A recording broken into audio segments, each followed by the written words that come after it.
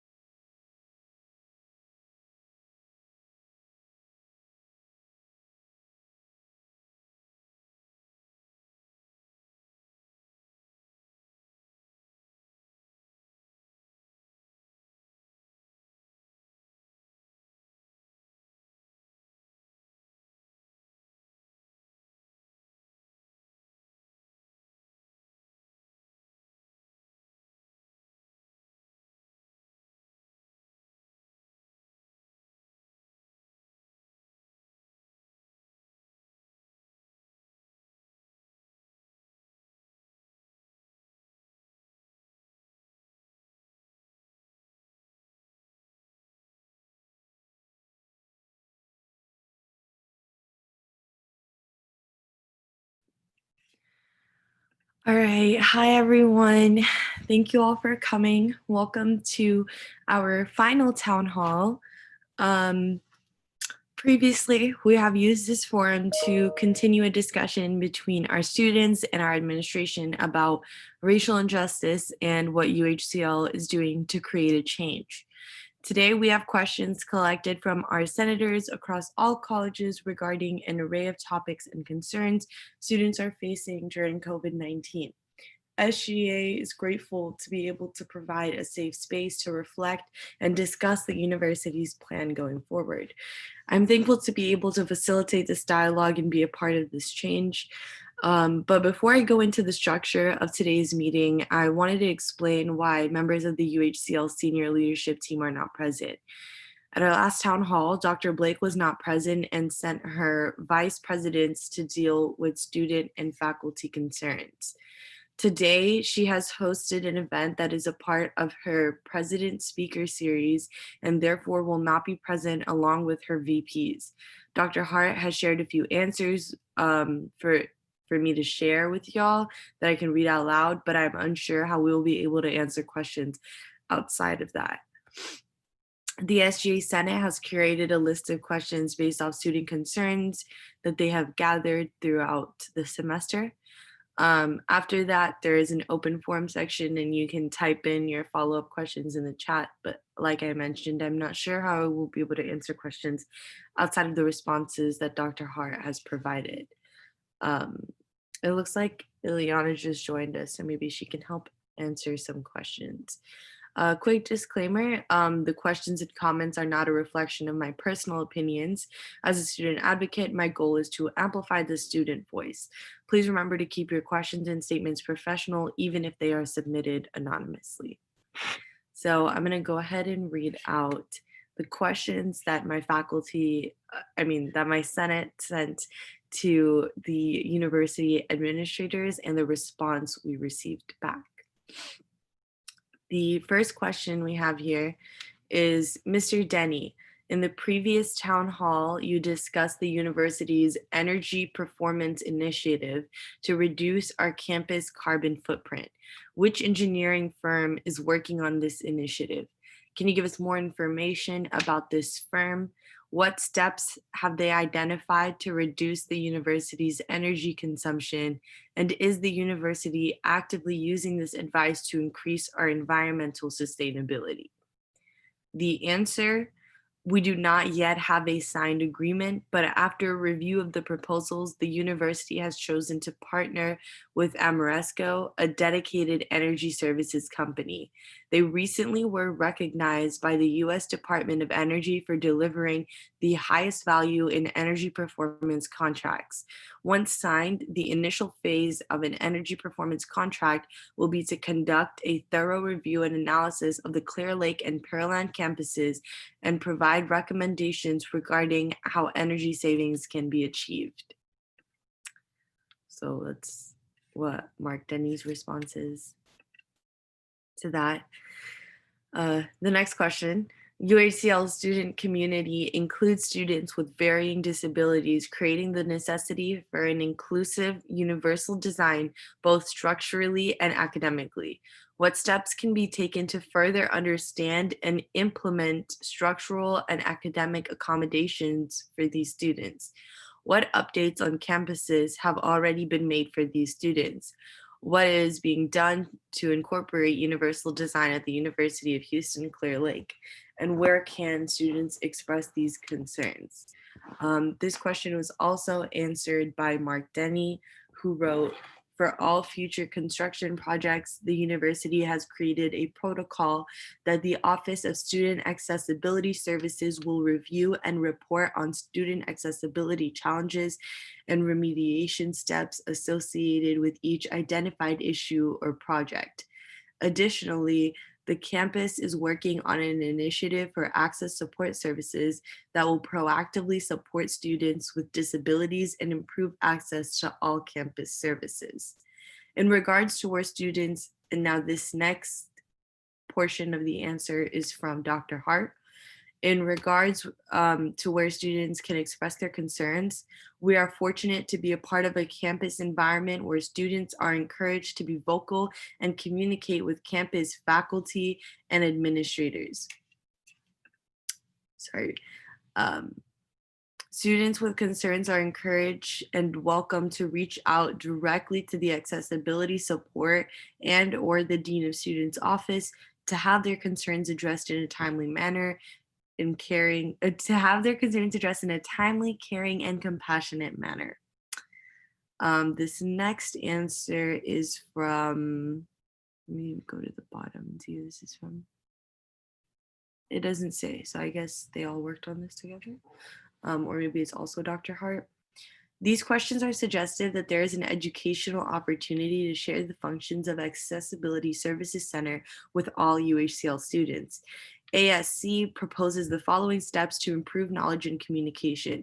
Students are encouraged to visit the ASC website where they will find information to better understand service provision for students that have identified themselves and would like to begin the process to obtain accommodations.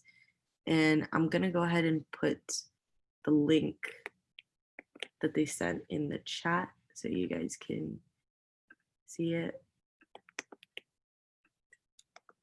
All right. Everyone that has a disability does not register with ASC, but it is important to note that accommodations can only be provided when a student self-identifies and completes the steps outlined on the ASC website.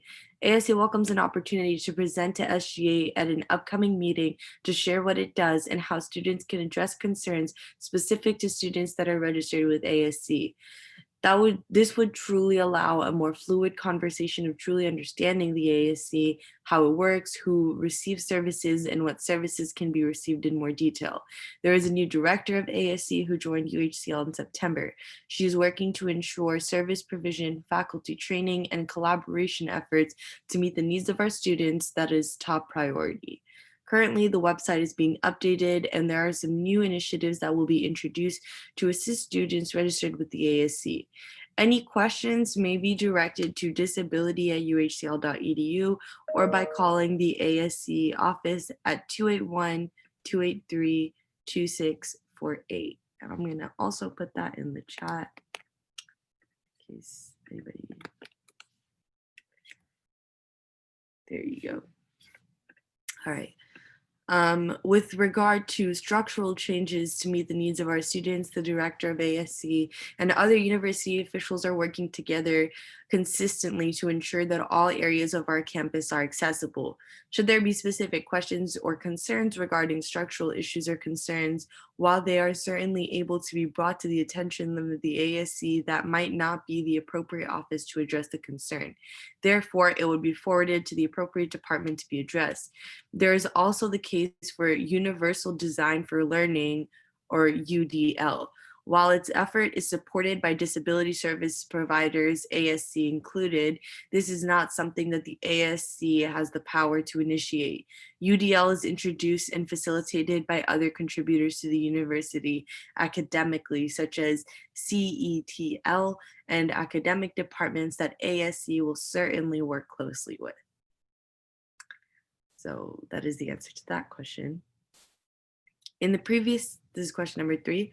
In the previous town hall, questions were brought up anonymously regarding the need to implement the satisfactory, unsatisfactory policy for this semester. Did the university gather and assess student voices on this topic? How did they collect the necessary information to ascertain the student opinion on this topic? What method did the university use to make the decision to enact or dismiss the policy? Administration with faculty support put in place a temporary policy to provide satisfactory, unsatisfactory grade options during the immediate conversion to online-only courses. It was approved by Faculty Senate, Council, and Academic Council in late March 2020. FSEC agreed in June 2020 to extend the policy through summer semester, but both faculty and administration understood that this was only to provide time for the fall instructional modes to be added, that neither group was supportive to continuing this temporary policy into the fall semester. That's interesting. I did not know that faculty was a part of making that decision. In the fall 2020 semester, many students, especially in the College of Science and Engineering, experienced a sudden change to their registered schedule because professors or administration changed the class time or format at the last minute. SGA's VP committee coordinator had one of her asynchronous online classes implement an official class time after the semester started. Considering much of UHCL student population are working professionals, this inconsistent behavior from professors and or the registrar is inconvenient and alarming. What will UHCL's administration be doing to mitigate these types of sudden changes in the coming semesters? The answer they have provided is our policies are designed to mitigate this from happening. It is regrettable that the SGA VP committee coordinator had this occur, but the expectation is that we approach spring semester, there will be fewer cases where changes in instructional mode have to be made. That's not an answer. Okay.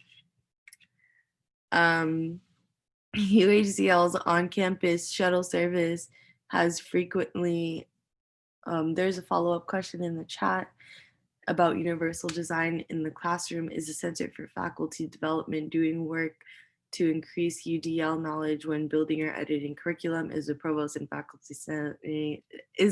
Faculty Senate encouraging ULD? I can't answer that. If there's someone here that can answer that, y'all can raise your hand. But I think that's a question you would have to wait for the provost to be present and attend. UHCL's on-campus shuttle service has frequently scheduled stops at the University Forest Apartment Complex and intermittently scheduled stops at other locations on its route. This can be remarkably inconvenient for students who live in Hunter Hall and students who are trying to return to the University Forest. Why is University Forest prioritized this way? Is it possible to alter the shuttle schedule such that locations other than University Forest are more frequently included? The answer provided is students living at University Forest apartments are living on UHCL on-campus housing. Students living in other apartment complex on Bay Area Boulevard are not. The university has very limited resources to support a more robust shuttle service, so on-campus residents remain a top priority. This is a benefit and incentive to select on-campus living accommodations. The university is committed to transforming the current fee structure for students who pay for parking, which is the only revenue source to support both parking and the shuttle service. Due to COVID-19, the university chose to pursue this change until the following year.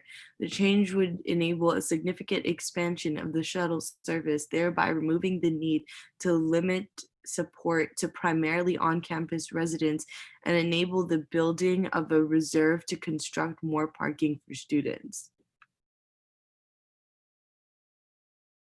I am not sure where the money is coming from to do that when they just said that the revenue only comes from students who pay for parking. So I'm not sure if they're trying to increase the price of a parking pass. That is an unclear answer. All right. Please let me know if you guys would like me to repeat or clarify any of these answers, or I can't clarify them. This is what the administrator sent, but if you guys would like me to repeat any of the answers, because they are a little confusing.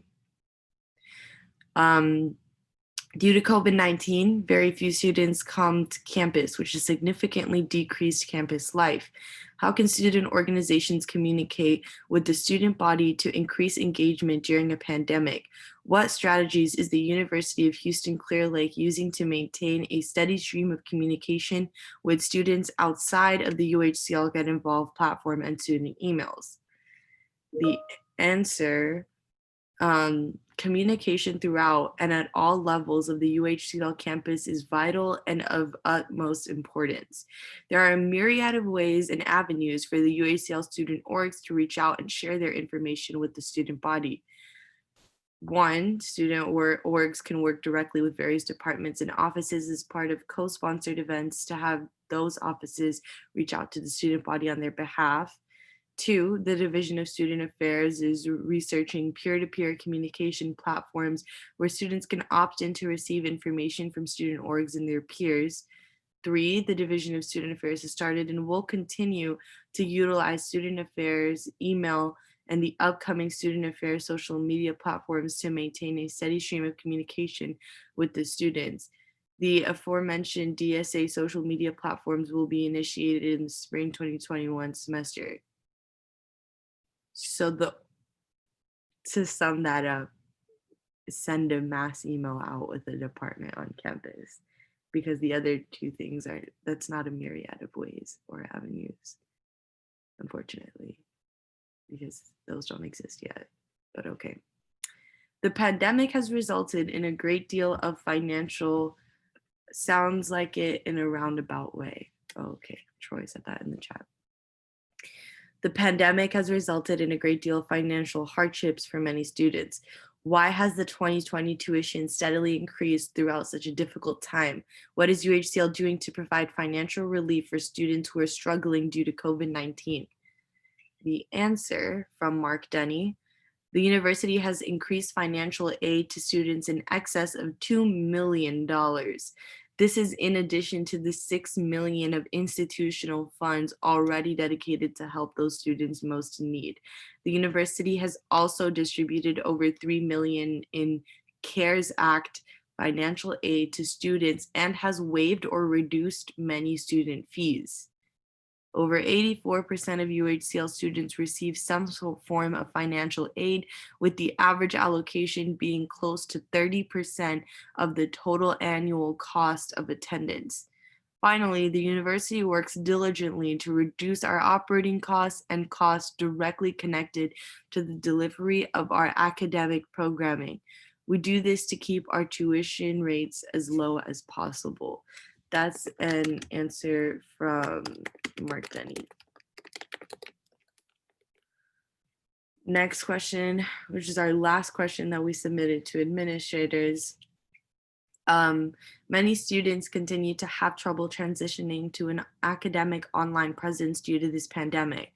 This is mainly due to students finding it difficult to manage online time commitments with other commitments, as well as increased workloads from faculty. Physically coming to campus was a time management solution for many students, an appropriate distraction from their other commitments. Even students that attempt to remain involved at UHCL are starting to withdraw and focus on coursework, which now limits their college experience. What specific steps can be taken by UHCL to further support students in this ongoing transition to ensure they remain successful? This is the answer. We regularly survey students regarding what is working well academically and what remains a challenge. This information will be shared with faculty, student success units, and students. The information will be used to strengthen student support moving forward. As conditions allow, we will continue to evaluate student services with the hope that in spring, we will move to Code 3 in our campus opening plan. The safety of all students and employees remains our top priority. Plans are underway to open the Office of Student Advocacy and Student Enrollment Centers for the start of the spring semester. These centers will be focused on supporting students across the academic and co-curricular spectrum of their UHCL experience. I have not received any surveys, and I'm not sure how accurate a survey would be when we don't have enough student engagement and enough students answering the surveys. To further answer the question, administrators wrote, the Division of Student Affairs serves as one of the many campus entities dedicated to the holistic student experience. In an effort to meet all the students where they are, and more important, provide experiences that meet the needs of our diverse student body, DSA has taken the steps of providing all student support and engagement services both virtually and in person. Students can choose to actively participate in safe and socially distanced in-person activities, programs, and engagement, or participate in online activities and peer engagement. Our Hawks have been actively taking advantage of both methods of engagement, as we have seen high participation in both virtual and in-person events. I don't know about high participation, but those are the questions we sent to administrators, and these are the answers we have received. The way service questions, who said the last one? Like who wrote the answer? Because all of the who answered it, they didn't say. They just left it blank. I'm guessing somebody from the Division of Student Affairs, though. I can upload this on Get Involved. It's the 8 questions that my senators came up with and sent to administrators over a week ago. And the recording will be available by tonight on our YouTube, apparently. Yeah, I can also screen share really quickly so you guys can see this yourselves if you would like. Please feel free to submit any questions or comments in the chat or anonymously. This one is about their carbon footprint. So, are there any questions or comments?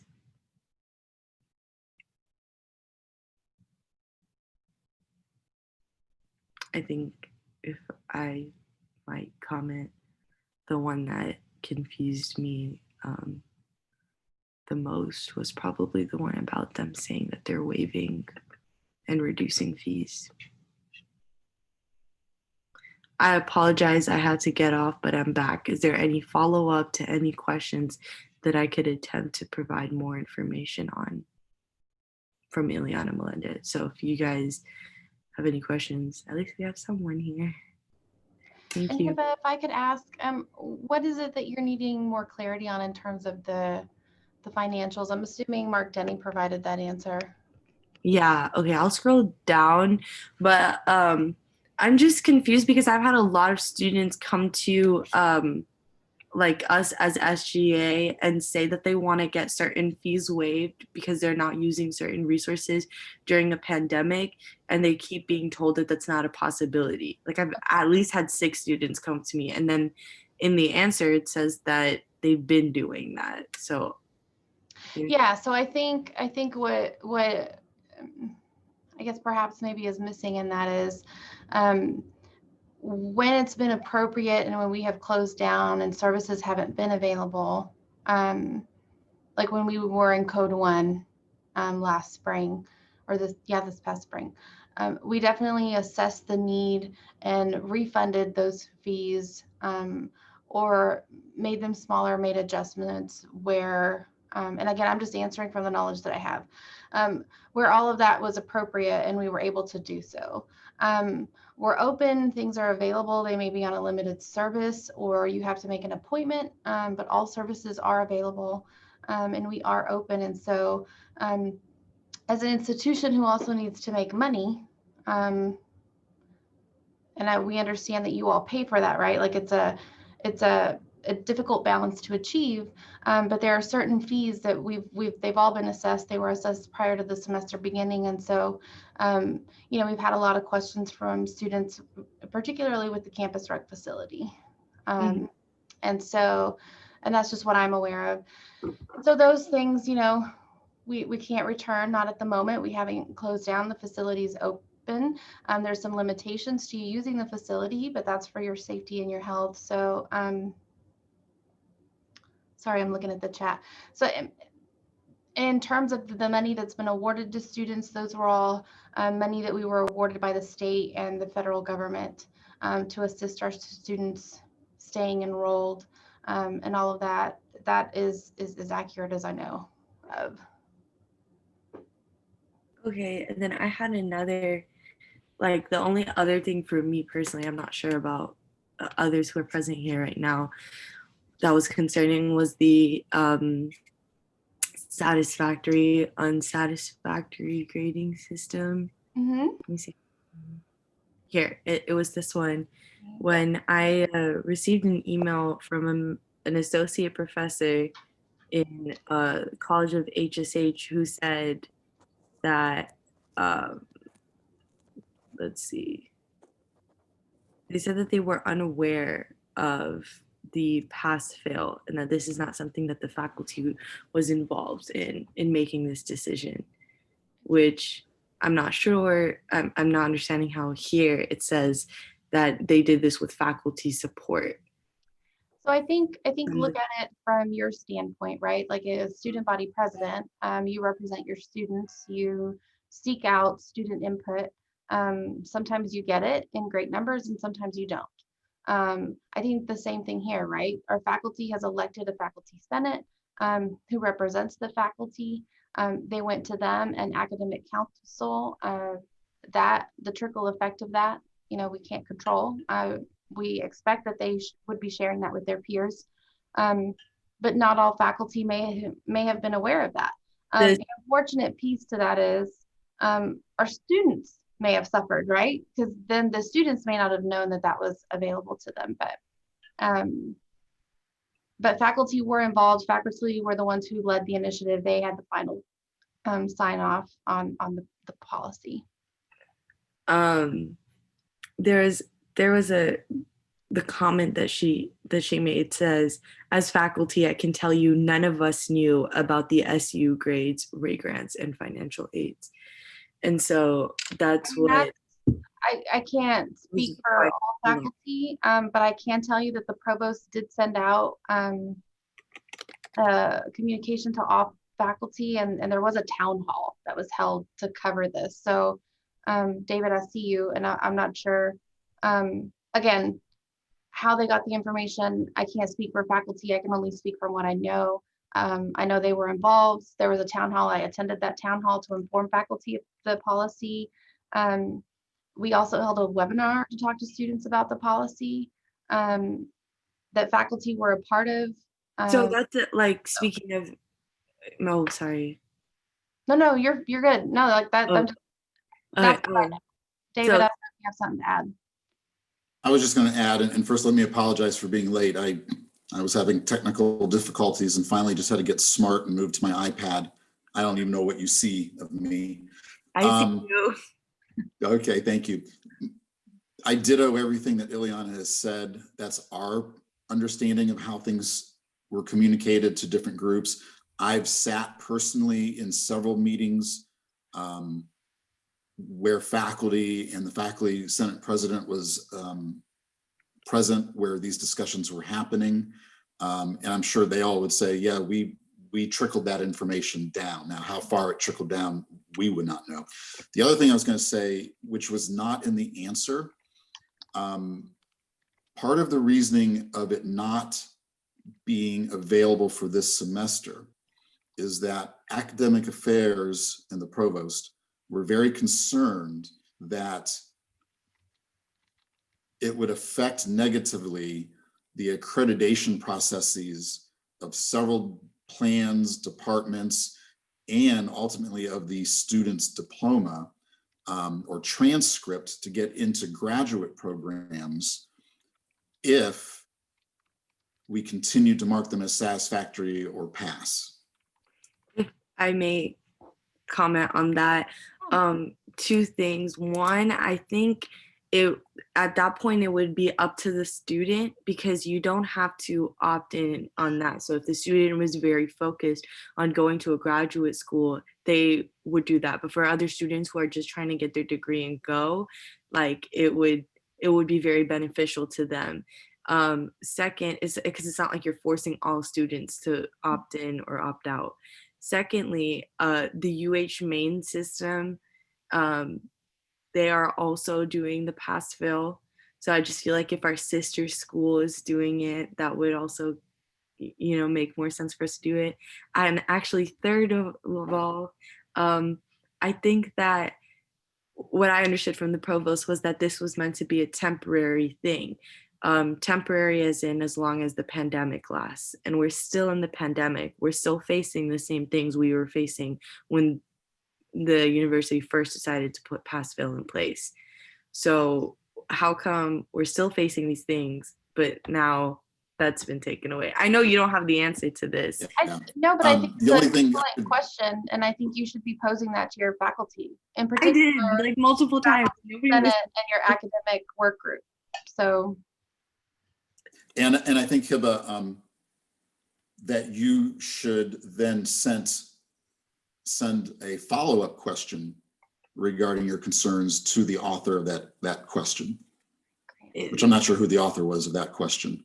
The only other point I was going to, because I do believe that what you're saying are fair arguments, particularly the part about U of H. I don't understand the difference, to be honest with you. But do remember this, that each individual university has to make its own decisions regarding how it feels it needs to safeguard the credibility of a student's degree, and whether a student chooses it or not. The university may say, well, we need to choose because we need to safeguard our accreditation overall, so that our university is a place that students are attracted to come because our degrees mean something. Okay. This is context. There was an incident several years ago with academic honesty issues. This has nothing to do with what we're talking about except accreditation, in the College of Business. And the College of Business was put on probation because their accrediting body did not believe that they were handling academic honesty thoroughly. And so that was a scary moment for the College of Business. And we got through that and we fixed things, and I was part of that process.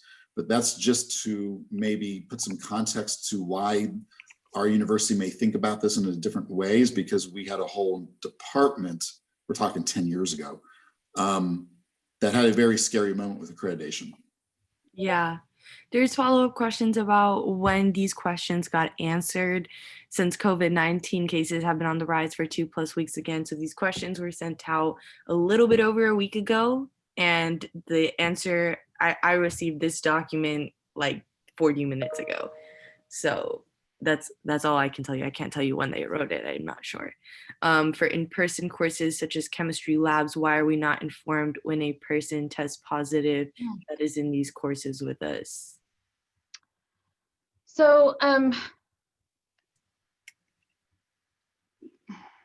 we can only address those cases as students are letting us know. So there's a student form, right, that a student has to fill out when they test positive, or if they have symptoms, right? If you're feeling sick and you're in the process of getting tested, we're asking that you fill out that form. Once that form is filled out, there are staff and faculty that are serving as contact tracers that will then contact the faculty and anyone who the student reports having direct contact with, right? And so we know the CDC has changed what that looks like, right? And the time limit, and it can be come and go over the span of a certain time now. And so as that's evolved, our contact tracing has also changed.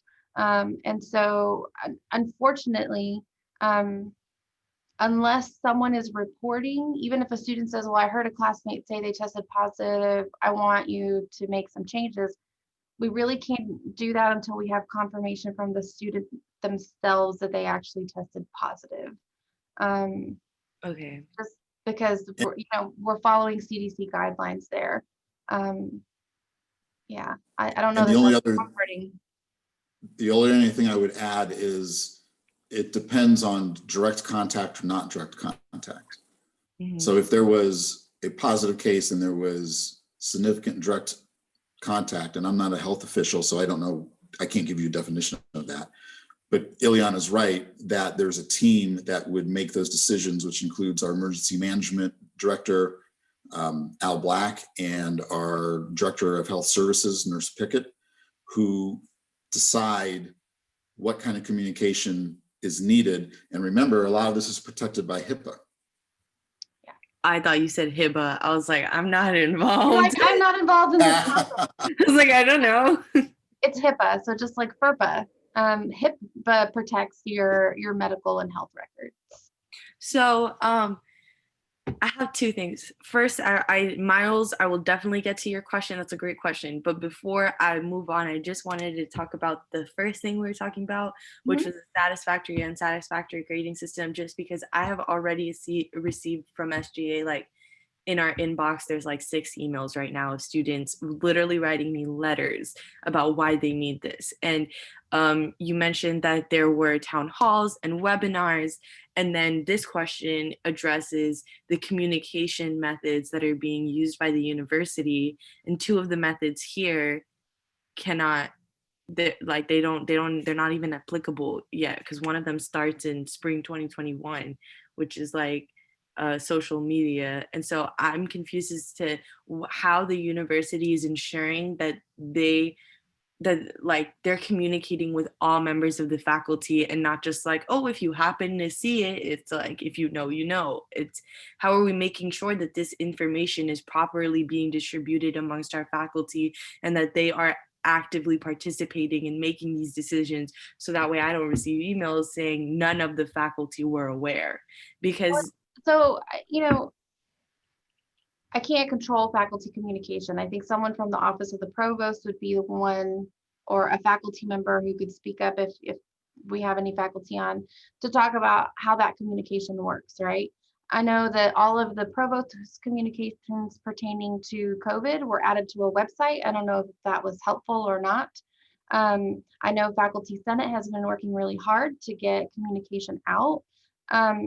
But I think ensuring that every single faculty member gets that communication is going to be a little hard, just like we can't ensure every single student gets that communication, right?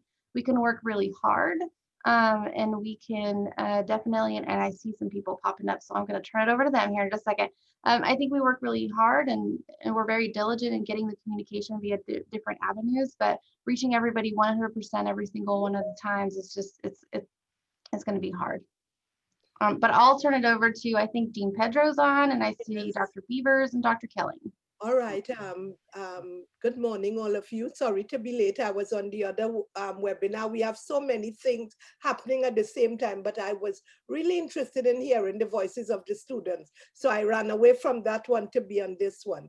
I just want to say that all my faculty and adjunct are very aware of the unsatisfactory and satisfactory grades that are to be given to students, because I shared it with, I do a weekly update for my faculty and my adjuncts, and I shared it with them that way. I also shared it with the chairs of all my departments to share with their faculty at my leadership meeting, and all my advisors work with the students to let them know that that was no longer accorded for this semester. So in the College of Education, I don't think that there will be any faculty who will say that they were not aware that this was the current news for the satisfactory and unsatisfactory grades. Okay, thank you so much, Dean Yes. Pedro.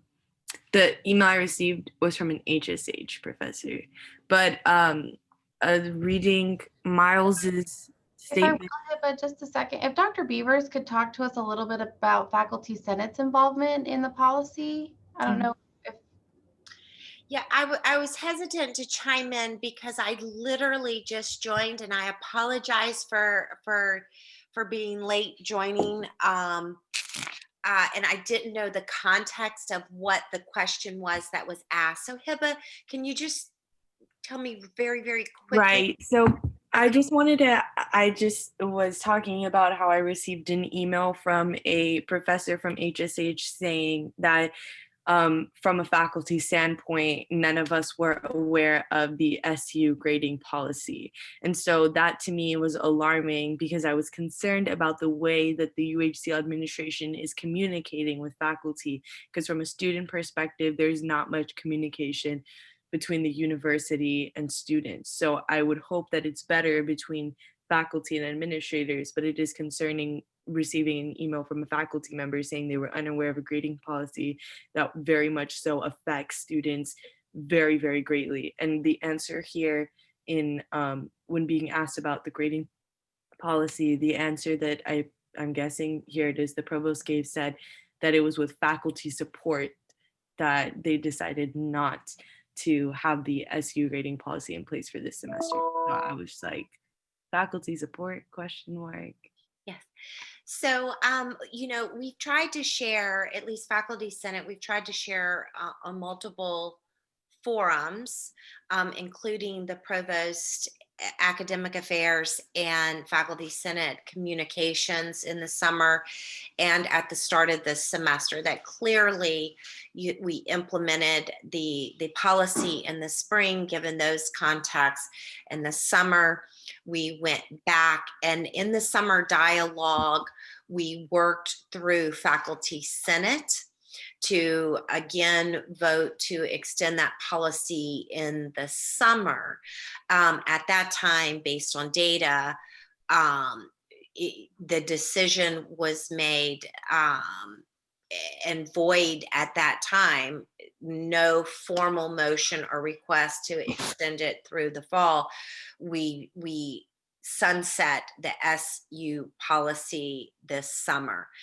Now, we communicated that to faculty, and what I heard Ms. Melinda saying as I was joining on is we know how critical communication is, and we have been trying through multiple ways to communicate stuff. All of the provost's previous communications are accessible to faculty through a login. So it's kind of behind the page. in which faculty can see all of the information. But we know that people need to see things in different places and different ways, sometimes multiple times. And we're just continually trying to improve our communications to make sure that faculty and students know what is going on. Things continue to evolve. I think my question was mainly also to highlight the importance of communication right now with faculty and with students when it comes to UHCL administrators and VPs and presidents. Right. And so I'll tell you, Faculty Senate, the first of next week, will be sending a newsletter in addition to the Provost and Faculty Senate communications. We're creating a newsletter just to highlight certain policies, to remind people in another way that things are happening. But I get that that's focused on making sure faculty are informed. And that we do have areas to improve to make sure that students are receiving the same information faculty. And I'll say vice versa. There's times that we sit in meetings and we say, do students know this? And if it's being communicated to students, can you please let faculty know what students are being communicated? So we're trying to improve. I think we've come a long way since March, but I recognize that we still have ways that we can improve our communication. So there's a question here in the chat. What are UHCL's plans for after Thanksgiving break? UH Maine said in June that they would transition back online to avoid spreading COVID after the Thanksgiving holiday. Mark Denny said at the last town hall that we have the highest percentage of face-to-face classes of any campus in the system. With cases on the rise, why haven't we heard any updates on this? I do not know why you have not heard any updates, and I will let the appropriate folks know that you are looking for updates. Wait a minute, my piece of tape over my camera, sorry. But the answer, Miles, to your question is we are moving forward with the weeks that are left after Thanksgiving, just as we've address the entire semester. So it'll be the exact same format. Can I ask a question for everyone here? Like, please actually answer this in the chat. I just want some feedback. Do you guys think faculty, dean of students, senators, regular students, everyone here, staff, do y'all think that these town halls are useful? Well, I'm going to say from a faculty perspective, I've attended every single one of them except for the first. And yes, yes, yes. I would also say that yes, it is important to hear the voices of the students because you are our most important people in the university. We provide, not only the courses on a program of study, but we want to put you out all as really great professionals in the field. So it is important to hear your voices. And several administrators and executive directors and AVPs on this call right now know that I may not always have the best answers for you all right here in these forums, but I do go back to the table, to the meetings and say, hey, the students are asking for more clarification. The students are asking for more communication. The students are concerned about X, Y, Z. So for me, it's helpful because I know that I'm taking your messages back. Now, where those messages land are a different story, but they are being communicated back.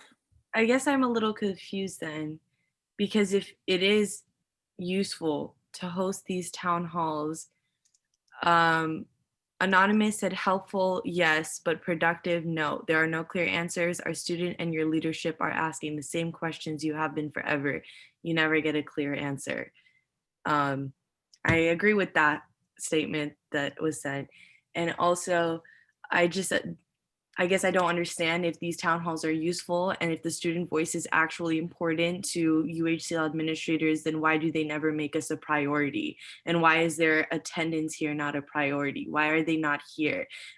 Slowly throughout the town halls, the participation and support from administration has trickled down. As the president of an organization, a student government organization with no vice presidents at this time, the support from administration is imperative for me to be able to continue to do this. And without that support, unfortunately, I don't know how this can keep going on. There's no reason for students to show up just for all of us to sit here and talk about how we don't have the answers to these questions that we have been asking forever. Like, when will administrators actually come in here with legitimate answers? When will they come? When will Dr. Blake show up? Like, when are we going to be a priority, and when are the administrators going to show us that we're a priority instead of just saying that? Because that's personally how I feel. I apologize for the emotional dump, but it's quite frustrating. I'm sorry. Hiba, I would suggest that if other people answer in the chat, you kind of just asked for an informal survey, right? I would go ahead and transcribe these comments so that you can present that to the administrators. I mean, if they're here to meet with us, right? Like, that's my issue, is that I'm not being given the opportunity to speak with them.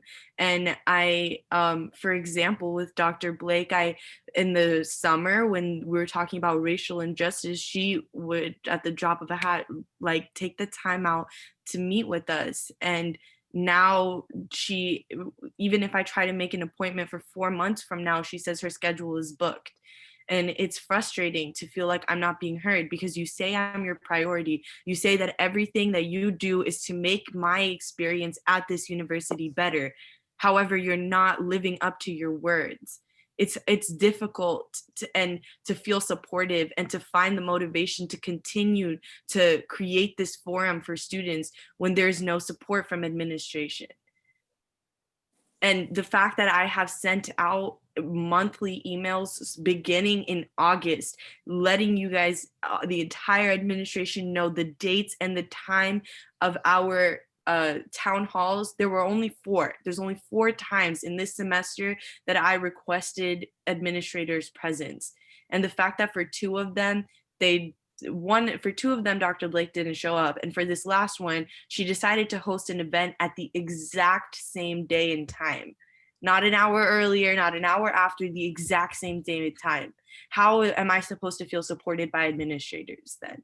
You know, how am I supposed to understand that students are a priority for administration when there's an event at the exact same day and time when this has been sent out since August 31st? I'm sorry, but Please don't apologize. Don't apologize. We hear you and we see We you. hear you. And I know all this is not, I don't know, a solace or consoling or whatever the appropriate word is. You do have faculty here. I mean, all the way up to your associate provost that's on the call, that are here listening. They want to know. They will go and talk to their faculty. I know that because I've seen it happen via other avenues. So we're hearing you, and I'm sorry that you're having this experience, and I'm also sorry that that's all that I can say right now. And I echo Eliana's And Hiba. sentiments, Hiba. I think we're all trying to be supportive and communicative. And I will say, as the person in that communication seat, we hear the same questions, and I think we're all trying to provide answers in the most constructive way.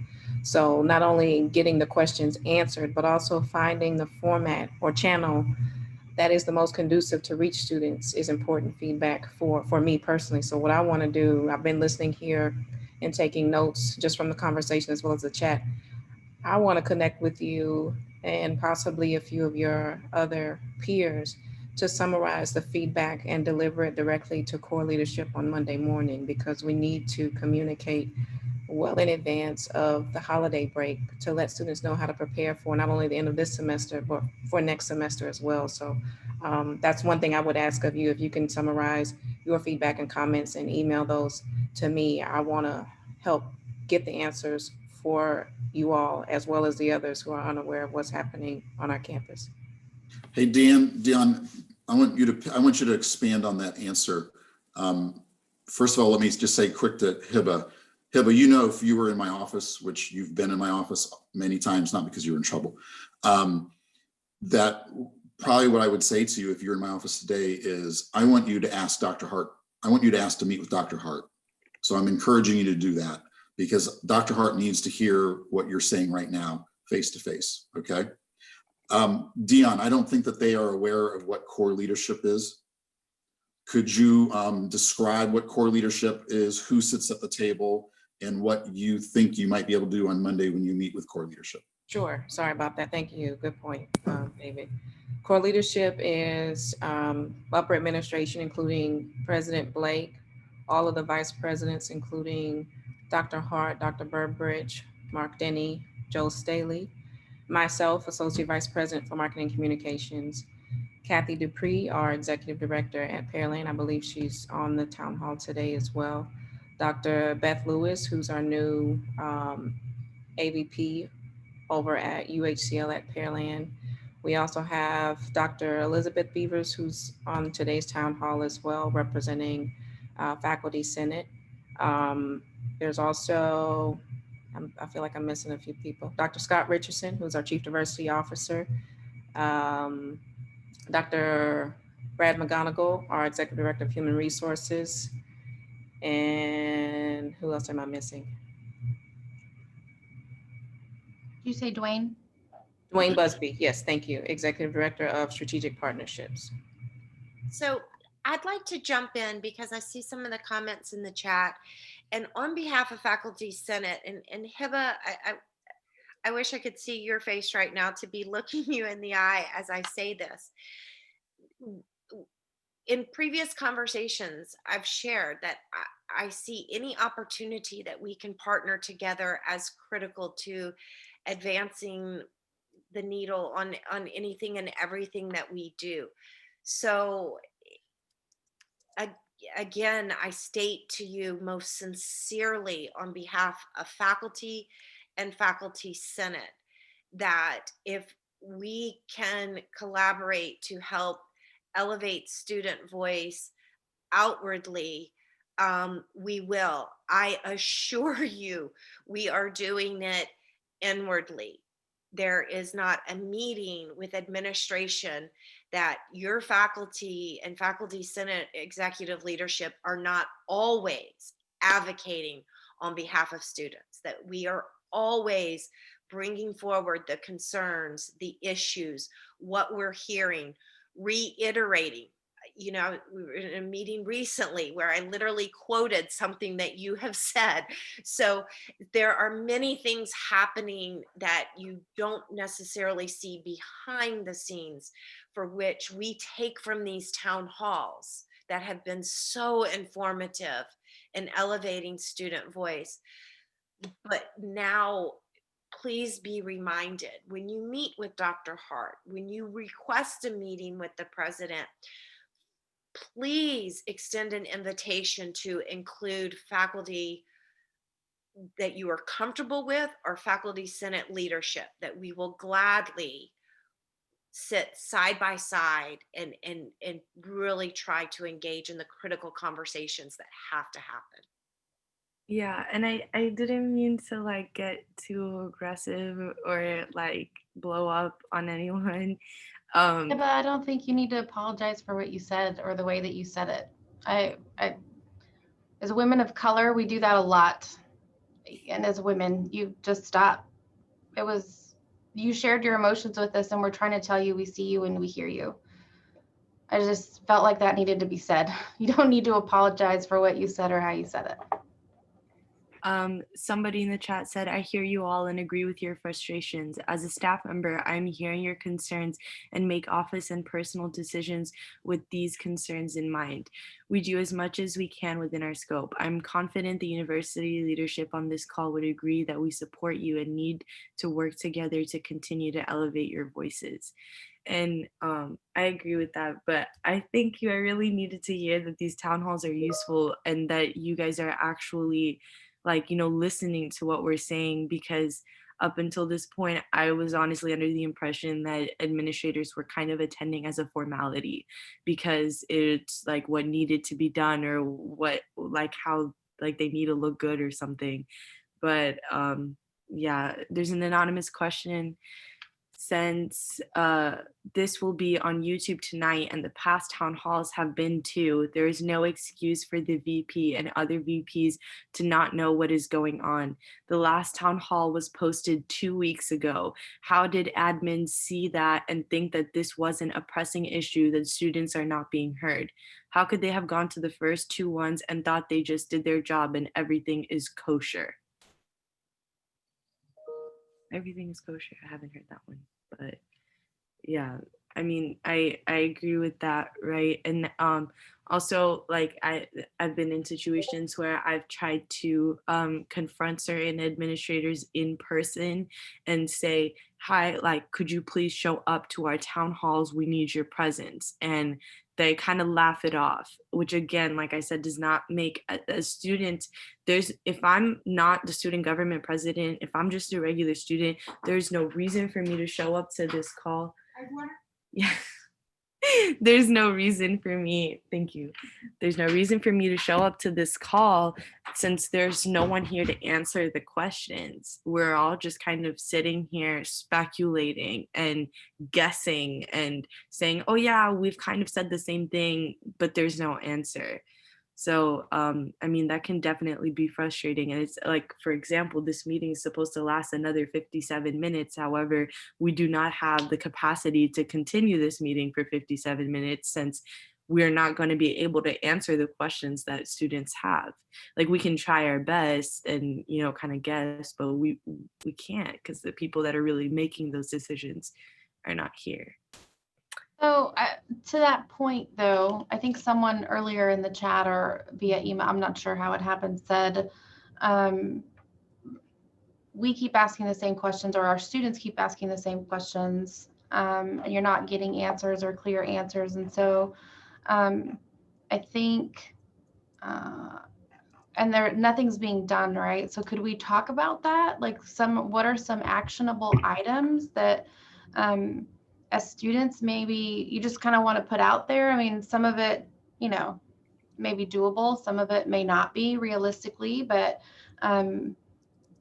could you just kind of start typing some of that out there or putting some of the things out there? And I mean, I know your questions, you've had very pointed questions, but what's the action behind the question if you have them so that we could. Can I just answer this one real quick? Mm-hmm. Hi, sorry, this is Rose, HSH Senator. Senator. As far as for and that sentiment, an example was the what are we going to do financially to help out students due to COVID that's struggling. As far as for the question, we've just been going the runaround of, we've provided students this semester like many help that lessens their just kind of financial burden, but we can't realistically say the answer and have the expectation for students to receive that again next year, because the severity this year is the reason why we even received it in the first place. So I guess we have very limited scholarships and we have many students that doesn't get financial aid. So, like, what are ways can we help students as far as are we increasing scholarships? Just an answer basically on what we're going to do rather than we're going to lessen fees or whatnot, because I just applied for the enrollment this spring and it's still the same. So basically we just haven't seen any concrete evidence that anything's being done or any specific answers on what they're going to do. They're just basically, we're going to do something, but we never see anything. I think Can, what I hear in that, going back to what was previously said and what Ms. Melendez emphasized, is you need you need administration to answer the specific questions that have been provided, and it comes back to communication. So an actionable item is we need to re-look at how and what we are communicating to students so that we ensure you are getting the answers to questions, you are aware and knowledgeable of how to access resources like the Hawk Fund and for what purposes things would be applied to, that you are getting through multiple means um, the information you need. So I hear that as an action item. We have got to more explicitly communicate strategically how and what you need. I would say another thing is communication with students, because, you know, for example, there was a watch party for the elections. I am literally the student government president, and I did not know what was happening until Dr. Hart told me in person. So how are we ensuring that like we are properly getting information to students? Like I think even Dr. Blake had mentioned something about wanting to be able to text message students. And as of now, I think the only thing we have where we text students, I know it went out in an email to all students, but especially now more than ever, nobody's checking their emails, especially with the huge influx of emails. And then further, there was a lot of like, you know, the grading policy, maybe if they would consider it, or if the provost was here to properly give an explanation as to why it's not in place, that students are okay with, or students at least feel like their voice was heard and then the decision was made. Because it doesn't seem, even though faculty supported the decision, it doesn't seem like students were involved in making this decision. Does EAB allow text communication? I don't know what EAB is. it does. It does. So initially when this all started back in March, we sent a few surveys out to students using that system. So it does, it's very limited in like text, and like you can link to something from it, but it's a little more limiting. Yeah, and Say, I think it was mentioned in the chat by Dr. Kelling. Um, Students will be receiving a new survey next week. It's a little bit more detailed than some of the previous surveys you've gotten, because we pulled together some faculty with expertise to really ask questions for which we hope to harness student voice and use that data to drive some of the decisions we have to make moving forward about the spring, about courses, about resources. And one of the questions on that survey is going to hopefully try to capture what are the best ways that we can communicate with students so that we actually reach them. Because we realize email works for some, not all. Text works for some, not all. But we're really trying to be much more targeted by collecting data from students themselves about how they want to receive communications. Anyhow, not to plug, but I'm totally plugging. Please, when y'all get that, it's coming out of academic affairs, and it has been constructed by faculty who are asking the questions that we want to know from students. So please complete it next week. okay. So let's see. I'm just trying to see if there's action items I can pull out from the questions that we're asking. Some things that I'm thinking of is, well, maybe we could get support on some of the things our Senate is working on. For example, I think Catherine is on this call, and she's been working with Chief Miller to get security cameras in parking lot D, which is like a safety concern since we don't have security cameras in our parking lot, which I think would make a lot of sense. Oh, Chief Miller's here. Perfect. So, you know, like maybe getting support in that. Further, although Mark Denny has described that we're working with a third party to reduce UHCL's carbon footprint, I've also been working on creating a green committee to reduce UHCL's carbon footprint, but I have not received any support from faculty or anyone. I can't be the only person on a committee because then it's going to die out when I'm not there and when I graduate. So I'm working on recruiting people for that. Also, we've been talking about incorporating universal design in our classes and getting closed captions for Zoom recordings for a very, very long time. And haven't received any updates on that as well. Let me read some of the things that are being said in the chat. Let's see. Oh, there's a lot. Okay. Students want to be listened to, communicated with, not to. There's a big difference between with and to. Can graduate students use that now? I remember when it was first launched, I couldn't use it as a grad student. Okay. I'd like to backstep to a statement about the SU grading policy. It was said that the university is concerned about accreditation, about how an SU grading system may affect that. I posted several articles in the last town hall detailing how top and Ivy League universities in the US are implementing an SU grading scale for the duration of the pandemic. I'm not sure how an accreditation concern is valid if top-tiered universities are not concerned. Right. And I think also, maybe especially when it comes to the grading policy, which very much so directly impacts our students, having student support in making that decision would also be very important. And it just does not seem like students have been involved in that decision-making process. Communication and how to most effectively do that has been a challenge when doing that virtually. Idea, live session with departments to take questions. It's kind of what these town halls were supposed to be for. And then people Well, no, but I mean like a 20-minute session with like the Dean of Students Office to ask questions related to Dean of Students Office services, or a 30-minute session with financial aid to, like I'm just thinking out loud there. Different from these town halls because you could have, 5 different departments and one question takes the entire time, or 15 minutes. I'm just thinking very pointed, very specific. We can do that, yeah. So So provide feedback like for the students that are here if this is something that you would like to see, right? Speaking from the website team, we pay close attention to student feedback on these town halls and have updated pages to better answer questions we have heard here. However, I recognize there is much more for us and for UHCL to do.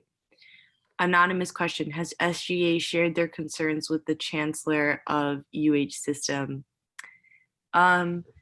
I mean, I've shared my concerns with the UH student region, which is what is in my capacity. However, I don't have a direct relationship with the chancellor, fortunately. So what should SGA do when UHCL administration does not listen and act upon their concerns? There's only so much you can do when you are just listened or ignored.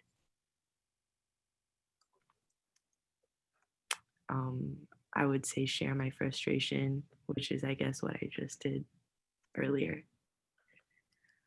I would love to have more people show up to our Senate meetings. I agree. Meaning to say, we deeply appreciate the participation here from students. Thank you, Kelsey. State by state issue, small group communication and building relationships is important. Okay, UH is still implementing an SU grading scale. An article was posted earlier in this meeting. How is accreditation an issue for us if it's not for UH? Again, I think with the accreditation answer, that was just kind of a general answer that Dean Rakita was giving based off of his assumption for, I'm pretty sure that was not just the main reason. I'm sure there were other reasons that went into it that the provost would be able to better explain. And I also want to add to that, Hiba, we're in the middle of our accreditation process right now. So that might also play into it. We're preparing for that. It's coming up. So everything from here forward is going to be examined in a different way than it would at a different time for accreditation. And so I think the concern that Dean Rakita was sharing earlier was we don't want to be impacted negatively by that. So we have to kind of balance that. Also, when working with the UH, oh, by the way, for the person that asked about the chancellor of the UH system, the UHD student government president is working on a chancellor student advisory board. I don't know if there's going to be any progress on that, but if that does happen, I'll go and be on that board.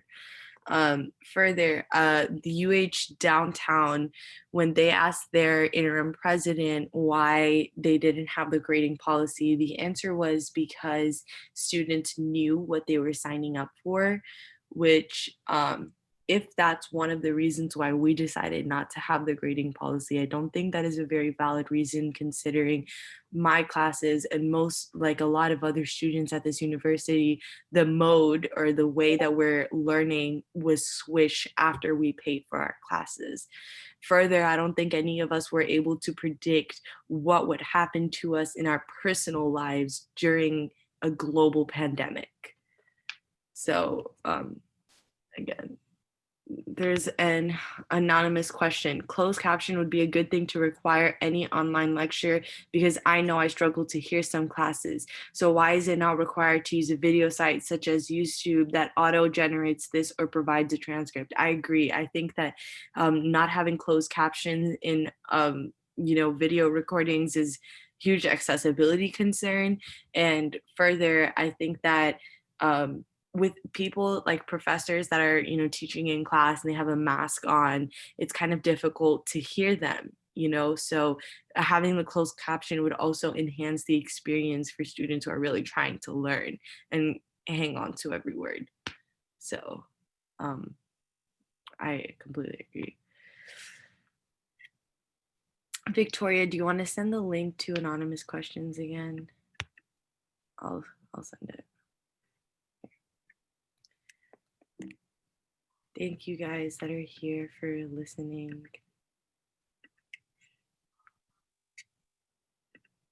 And thank you to the students who are participating. I appreciate it.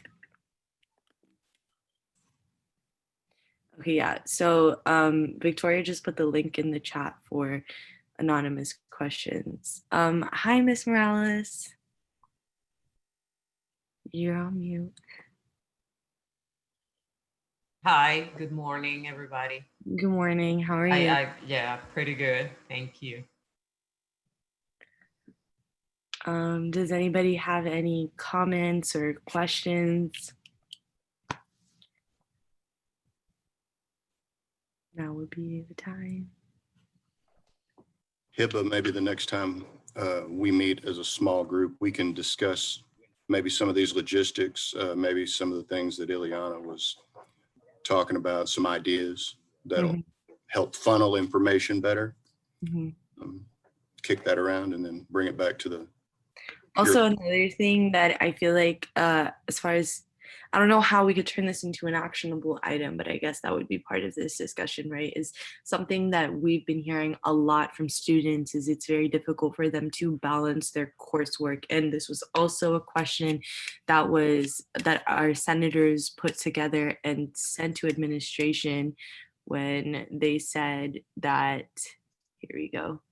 They said that many students have trouble transitioning to an academic online presence due to the pandemic, and it's mainly due to students finding it difficult to manage online time commitments with other commitments, as well as increased workloads from faculty.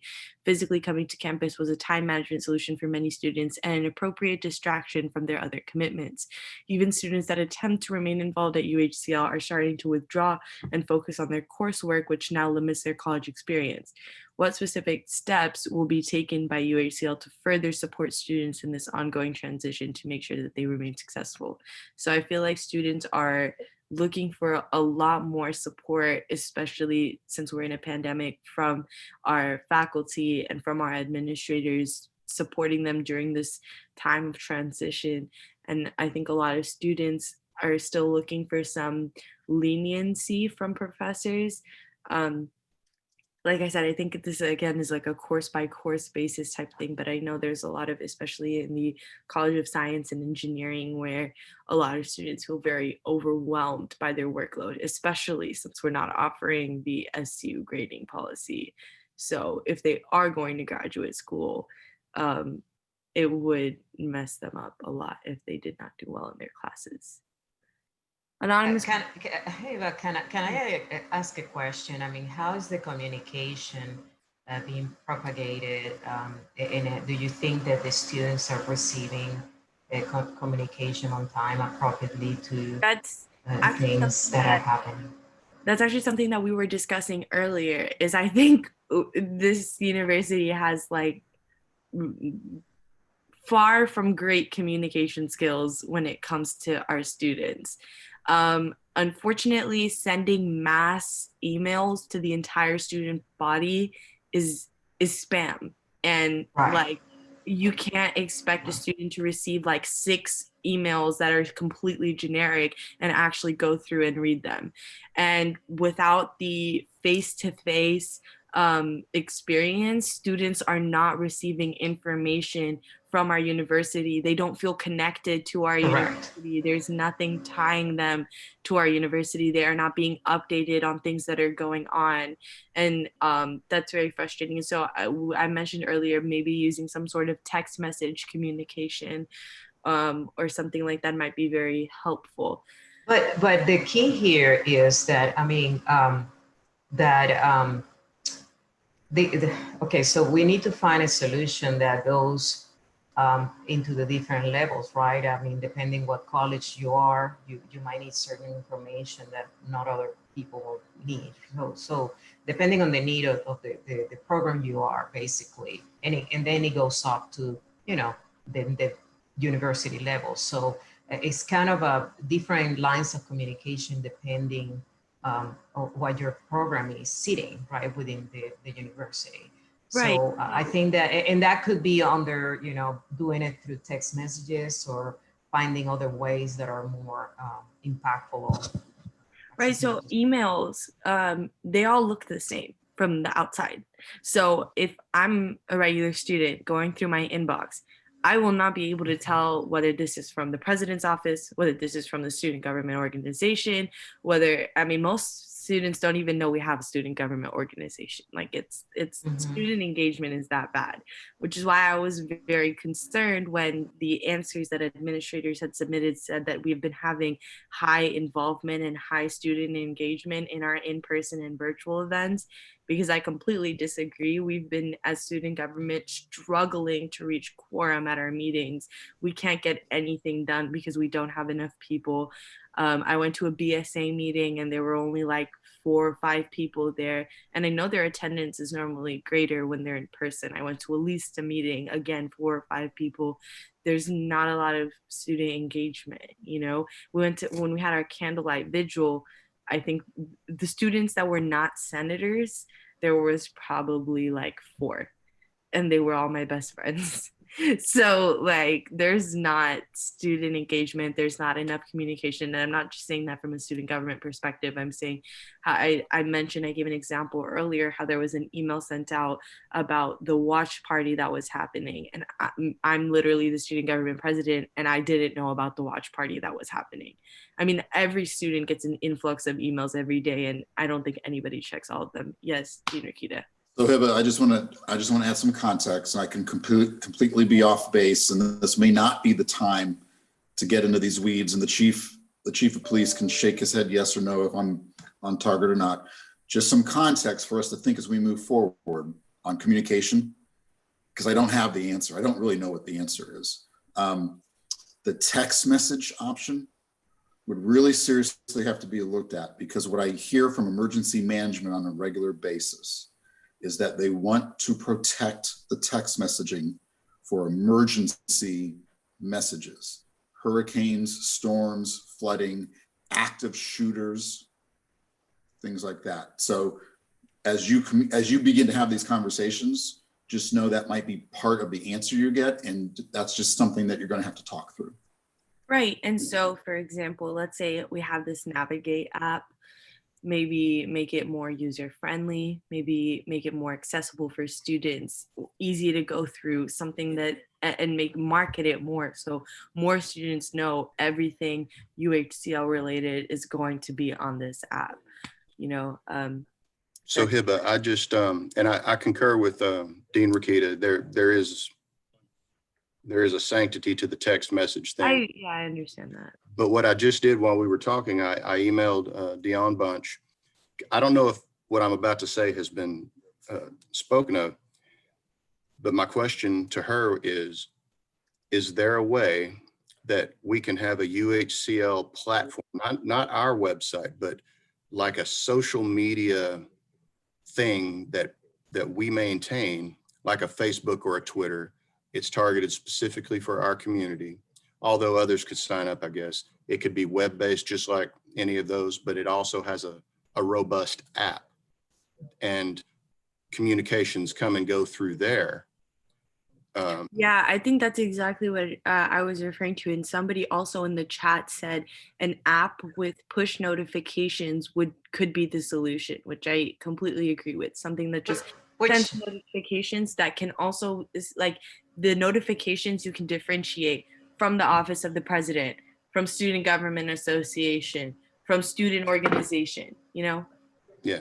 And this is not Navigate. Navigate will not do this. Yes. It will have to be something else. And I remember when I Because- attended the University of Houston main campus, there was actually an app like that. So maybe we can look into that. I don't know if it still works. This was like 3 years ago, but they did have an app where you could even see the whole map of the university. So as you're walking around, you know which building you're in, and then you can see what's in that building, which I think would also be a great resource for students to find out everything that we really have to offer, you know, outside of orientation. I'm gonna read some of the comments since we're kind of getting backed up here. Follow-up question about universal design in the classroom. Is the Center for Faculty Development doing work to increase UDL knowledge when building or editing curriculum? Is the Provost and Faculty Senate encouraging ULD? I'm sure the Faculty Senate is encouraging ULD. I don't know where Dr. Beebs went, but I'm 100% sure she's advocating for that. For closed captions, if your professors use Zoom, the latest update includes closed captioning, but you need to turn it on. I could not imagine that a great number of the student body believe that UHCL, I could only imagine that a great number of the student body believe that UHCL is going to implement the same grading policy as last semester. I completely agree. This is my experience with my peers, Derek. Many of them are surprised when I mention the grading system is back to normal. If it makes sense for us that they would, that is only a testament on why a majority of the student body would believe that. Teams just captioning as well. Anonymous questions. Students are not being heard when it comes to SU. Will students have to create a petition before being considered? Throughout the semester, I feel like we have just been being told no. As a student, I do not feel heard at all. Students are stuck taking classes online since the pandemic will not stop us from pursuing our goals. Modes of instructions are useful, but honestly, majority are still online. Our preservance should not be used against us when it comes to the consideration of the SU policy. I completely agree with this individual. And when we talk about not having actionable items from these town halls, I think it's because for a lot of the things that we try to bring up, we get shut down, right? So like the most important thing that students have been freaking out about that I have mentioned in every single town hall is the SU grading policy. And every single time I've just been told no. And so have all the students, right? Because I'm just representing their voice. Yes, go ahead, sorry. To the question about, do we have to do a petition? Yes, yes, yes, yes, yes. Oh. Do petitions for anything all the time. Okay. Yeah. But Hiba, are you making basically, are you annotating all these questions and all this on your own? I mean, are you keeping track of these annotations of what's happening? in this town hall. And all the, yeah. This Are meeting you- is being recorded. Okay, Along with perfect. every town hall, the recordings are available on YouTube. And the questions. Yes, the transcripts will also be available. And further, I sent like the actual video transcript for our last town hall with every question that was asked and the answers that administrators provided in the email. So I have official transcripts of all of the town halls if you want to read it instead of watching a 2-hour video. And that applies for all students as well. Feel free to request it via email. Madison, are you student or faculty? Captioning may be something on the faculty side of Blackboard. As a student, I think the Navigate app and the Get Involved platforms have a horrible disconnect between them, and the lack of any kind of unified messaging from the university about these tools is insulating involved students further while not bringing in new students at all.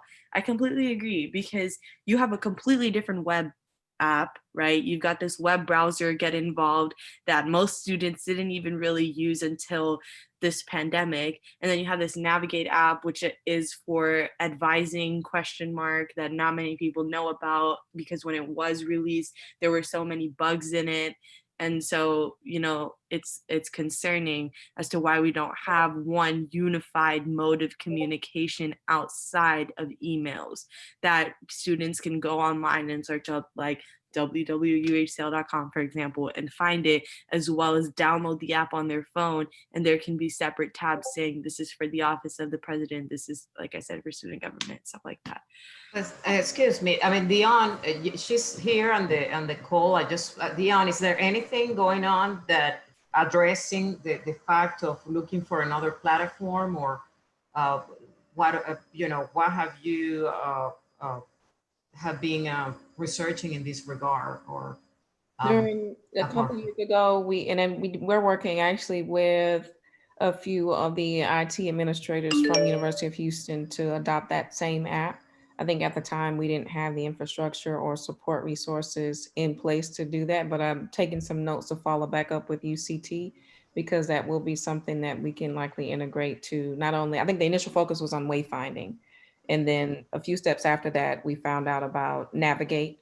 And so I think after that, the conversation kind of stalled out on the larger UHCL mobile app, but I'm going to bring that back up. So I made some notes based on what Chief was sending during this conversation. And I wanted to make sure to get the notes from what was happening outside of Marcom, because I do think it's something that would be valuable for us to explore. Well, it seems to me that Navigate is not something that might be the best solution. And Wayfinder will be basically in addition to whatever platform we pick, right? That is students that will be a lot more effective for student communication throughout the university. I think Navigate has other features that we just haven't fully explored or marketed yet, but I made some notes as well to follow up with student success and meet with the actual app representatives, because that app is more comprehensive. I just don't know if we have certain functions fully turned on for our campus. Well, I think this is of imperative importance. I mean, if we're having student communication at this point and so many questions, I mean, I think this should be a priority too. I completely concur. Yeah. And like, yeah, I don't think the town halls are great, but I don't think they should be the only method of communication and connection between administrators and students, you know, and there should be like maybe an open forum section to where students can, you know, submit questions and get answers, and announcements can be sent on that app, you know, and then there can be special sections for emergency announcements as well that can also be sent out via text message. So, you know, like, I don't know, maybe connecting all of that. Also, Navigate still does not support graduate students. So are we left out of these notifications if they do happen? That's a huge concern, considering we have a large graduate population and we were originally a graduate school and not a four-year institution. So we probably should be catering towards those students as well. Excluding them from the conversation does not make any sense. They're talking about closed caption. An anonymous question expresses concern for President Blake's lack of support and does not view her lack of participation as true leadership. This person feels like there's a lot of lip service coming from administration and is wondering where the action is.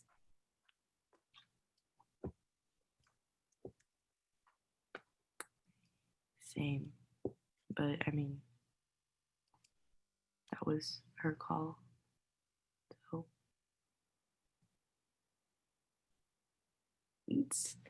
I guess like we can petition for it, but like I said, I don't know why we should fight to be heard by somebody whose job is to enhance our student experience at this university. Someone who claims that they are dedicated to their students, we shouldn't have to fight to be heard. But feel free to submit any other questions or comments, as well as, like I said, focusing in on actionable items, things that the university can implement that can really serve as a solution to your question or comment.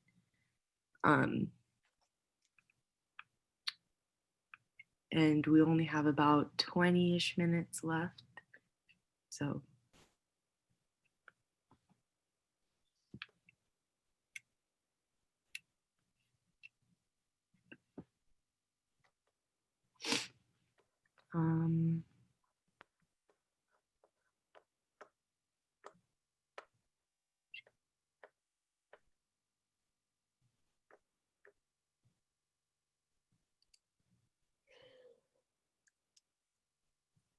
oh, also, I have another, like, I'm looking at the questions that we had submitted to administrators.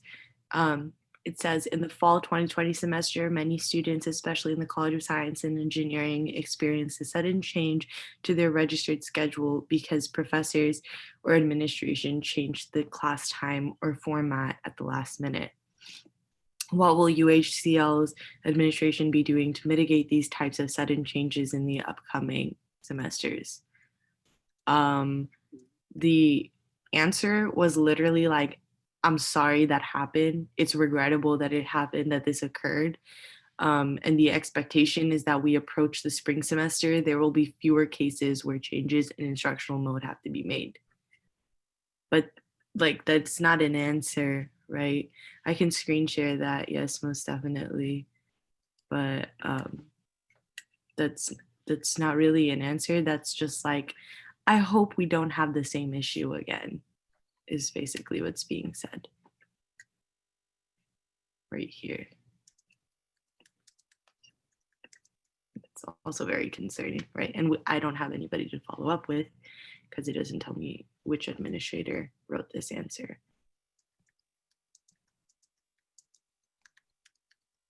Also alarming.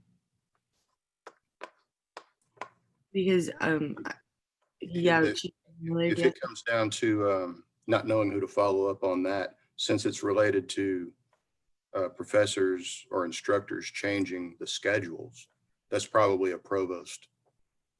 Yeah, it's probably academic affairs, registrar's office sort of issue.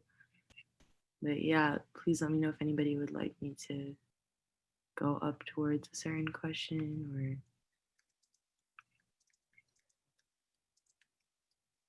I guess if I will say something positive about these answers, the one answer that seems very informative is the one about accessibility services. So that's very good.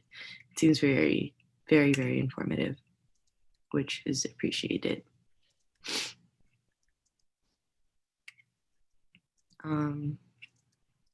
Also, again, I'm confused about this shuttle question because the answer that was provided by Mr. Denny talks about how there is limited resources to support a more robust shuttle service and that the only source of revenue is students who pay for parking.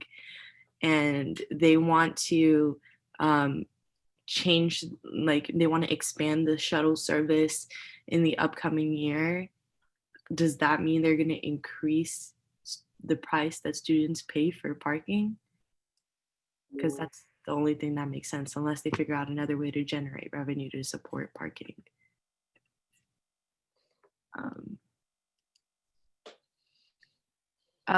Dr. Matthews, are you in this call? Yes, I'm here. Hi, Dr. Matthews. How are you doing today? Just fine.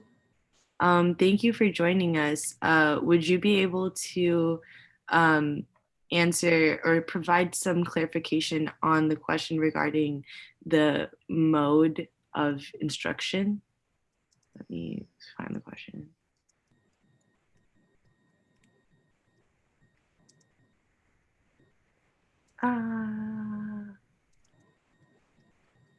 Here you go, this one. It says in the fall 2020 semester, many students, especially in the College of Science and Engineering, experience a sudden change to the registered class schedule because professors or administration changed the class time or format at the last minute. SGA's VP committee coordinator had one of her asynchronous online classes implement an official class time after the semester started. Considering much of UHCL's student population are working professionals, this inconsistent behavior from professors and or the registrar is inconvenient and alarming. What will UHCL's administration be doing to mitigate these types of sudden changes in the coming semesters? And then Okay, so a disclaimer here. Okay, course modes is not that really goes through the registrar's office and such. But let me try and I'll offer what I can. How's that? I can tell you that yes, this was the course modes continues to be a source of confusion as much information as we try and give out to try and explain them. I just came across my desk an email that went to the registrar because a student didn't quite understand what it meant to be online synchronous, asynchronous, and online synchronous. And as you all know, if the course times overlap, you can't register for the classes. So that told me that it continues to be a source of confusion with the course modes.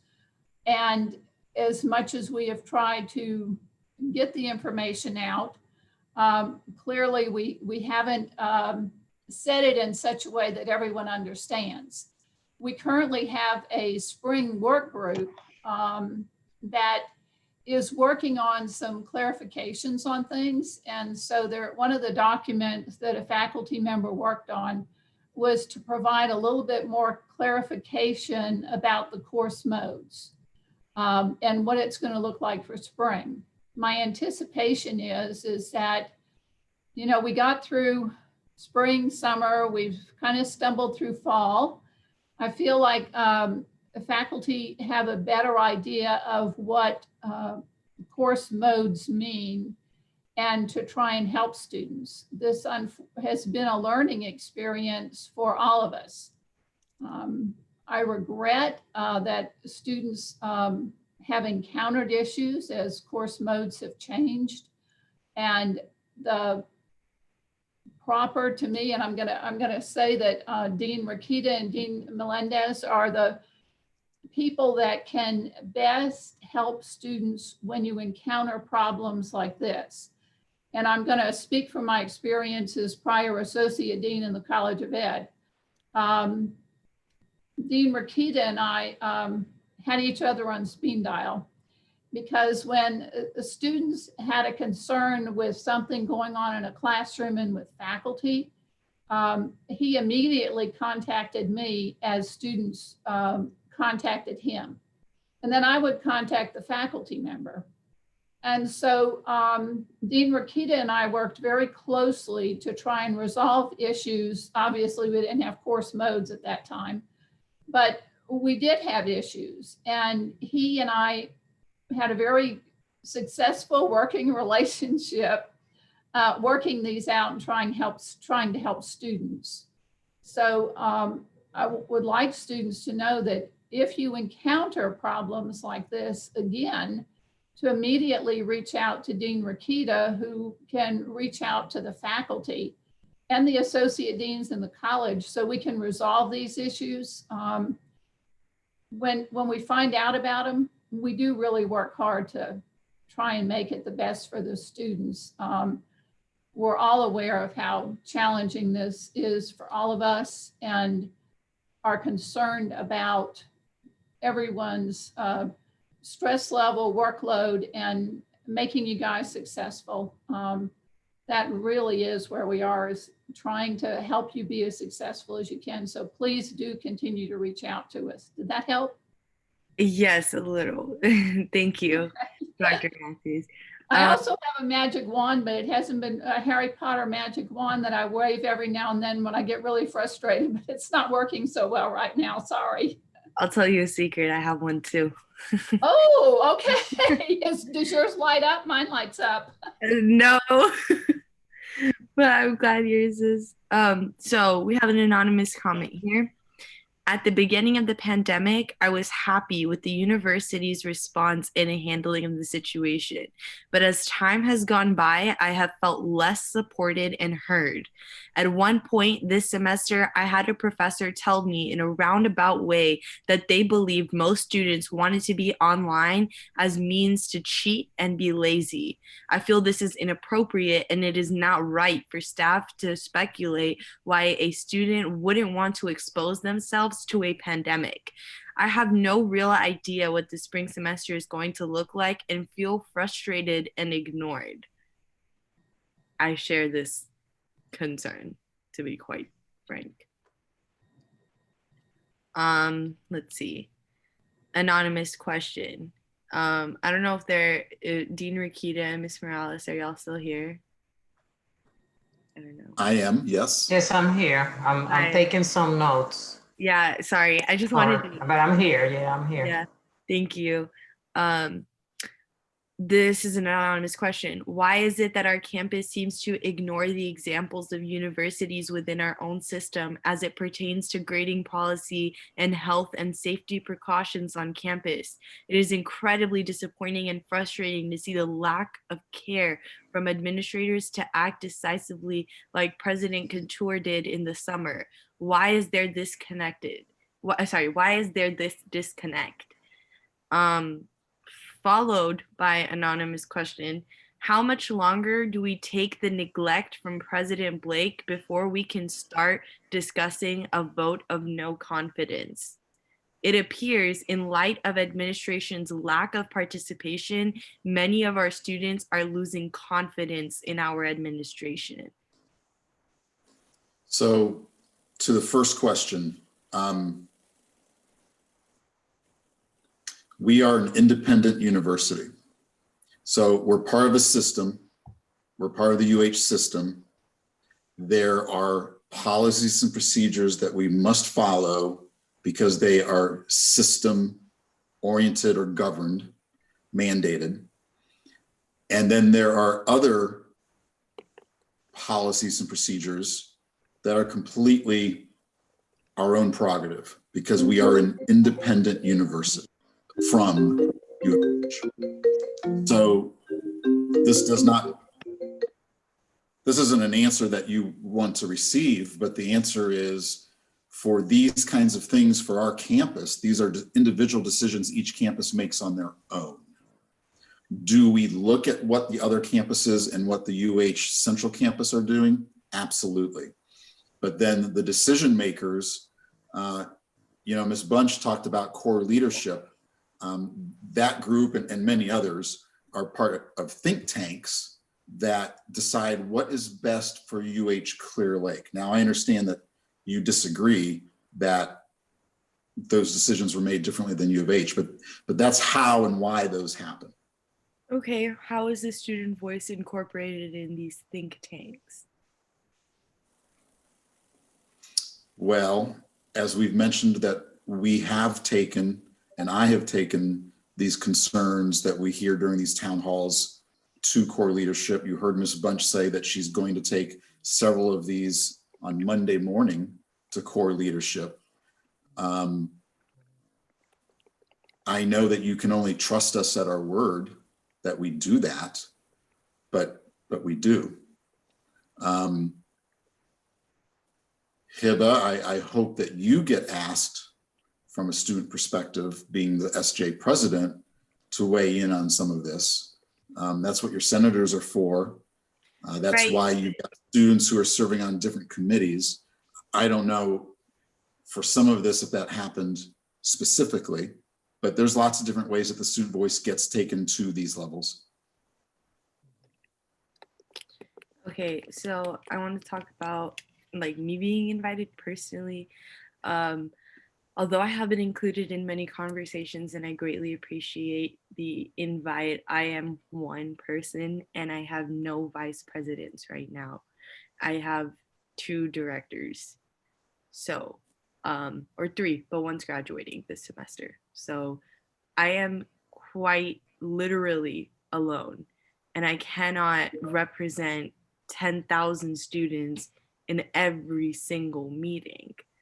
And this is also an example of the lack of student engagement that we have right now, which is what I've been trying to say for this like a whole meeting, is that like we don't have student engagement. So these claims that are being made and these responses that administrators are writing talking about high involvement, high engagement is absolutely untrue. We do not have high engagement. We never had high engagement. We never had student involvement.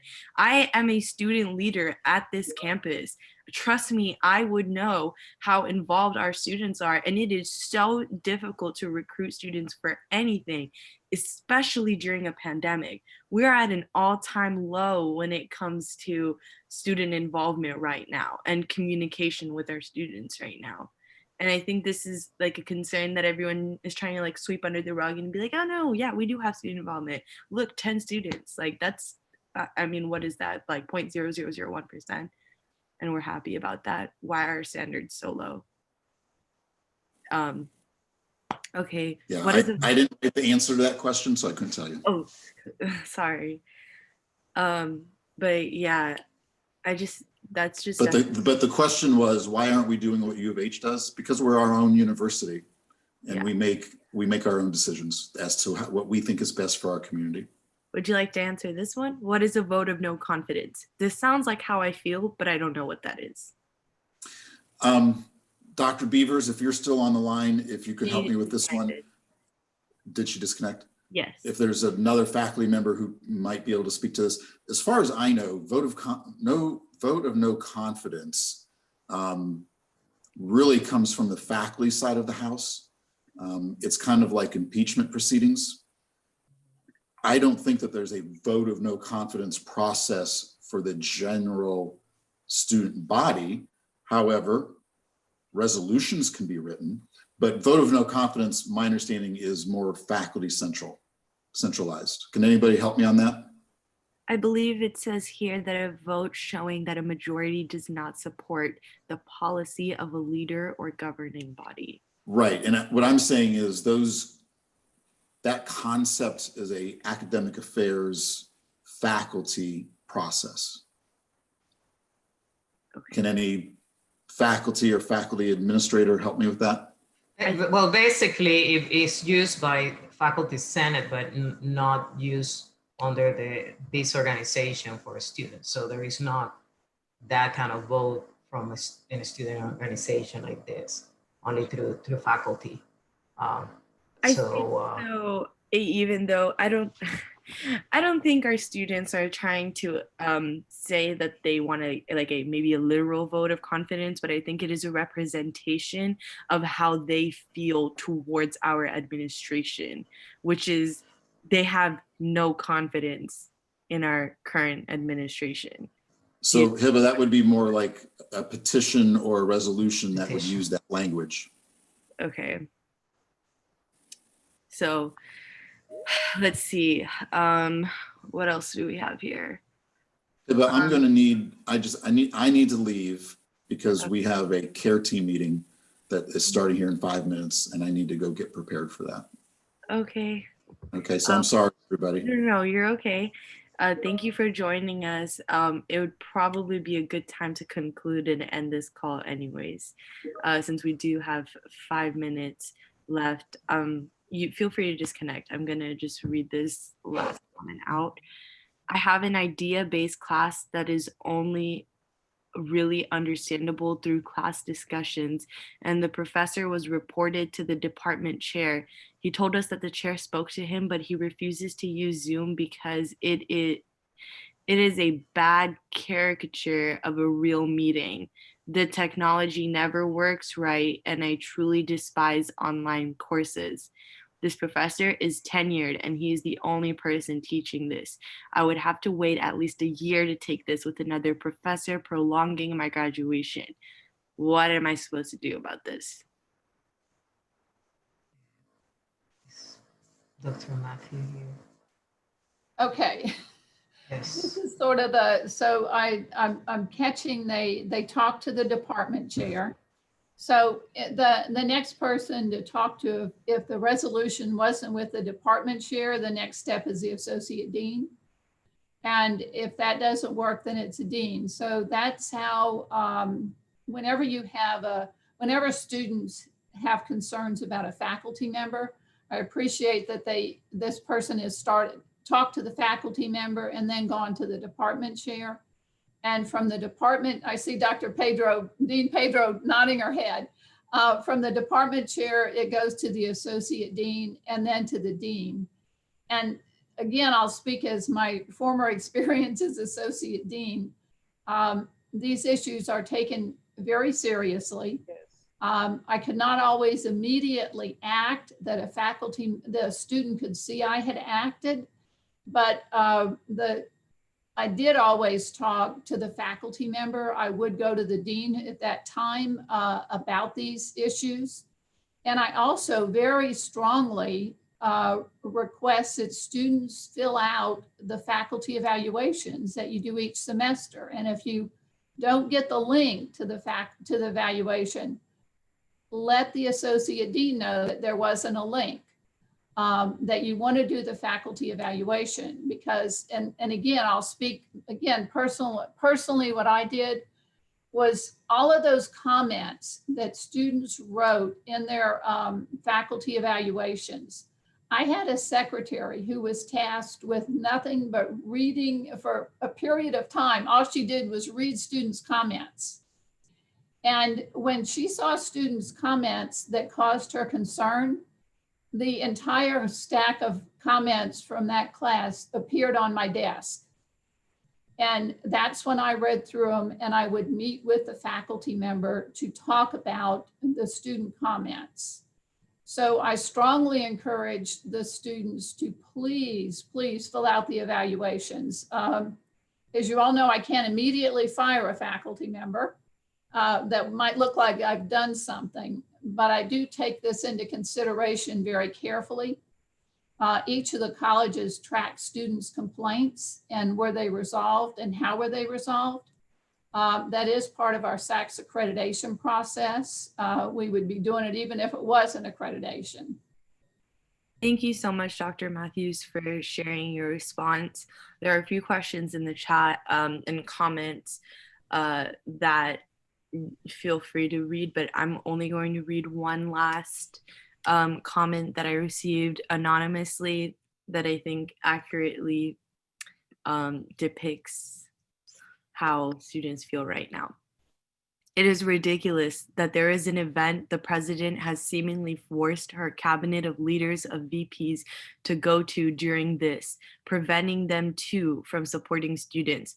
As a student, this turns me off and is not something I consider a true leader. I would like to ask UHCL administration if they even care about us. Where's the action? Lip service has proven to not get us anywhere.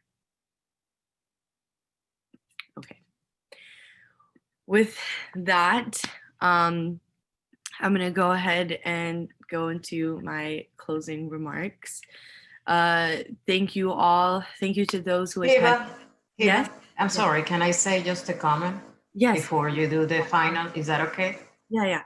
I just wanted to let you know that I will be talking about this at our core leaders.